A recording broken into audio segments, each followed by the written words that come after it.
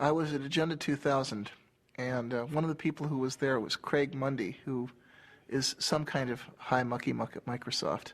I think Vice President of Consumer Products or something like that. And I hadn't actually met him. I bumped into him at an elevator, and I looked at his badge and said, "Ah, I see you work for Microsoft." And he looked back at me and said, "Oh yeah, and what do you do?" And I thought he seemed just a sort of a tad dismissive. I mean, here's the archetypal, guy in a suit looking at a scruffy hacker. And so I gave him the 1,000-yard stare and said, "I'm your worst nightmare."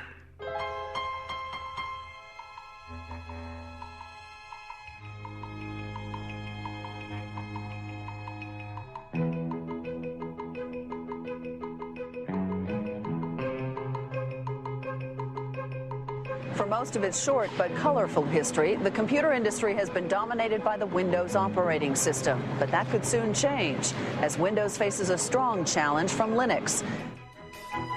Silicon Valley has long been the place to develop new technology, start new companies, and get really rich. Now the Valley is the front line in a revolution fighting for that most politically incorrect of ideas, individual freedom. Day and night, a loose confederation of hackers and programmers zaps bits and pieces of computer code around the world as it builds the tools to set computer users free. Using open information and the free exchange of technology to achieve its goals, this revolution began in the 1980s with the free software movement and the GNU project, and now is most commonly associated with Linux and the open source movement. We do have one sector that is taking off today. It is the Linux-related sector. And I thought this might be a good opportunity to say, what is Linux? And I'll answer this question for you. Many of you probably already know, but there are 12 million users out there. A computer operating system developed by hundreds of programmers collaborating on the internet, a challenge to Microsoft Windows NT, very popular for its speed, and so this is what the craze is about.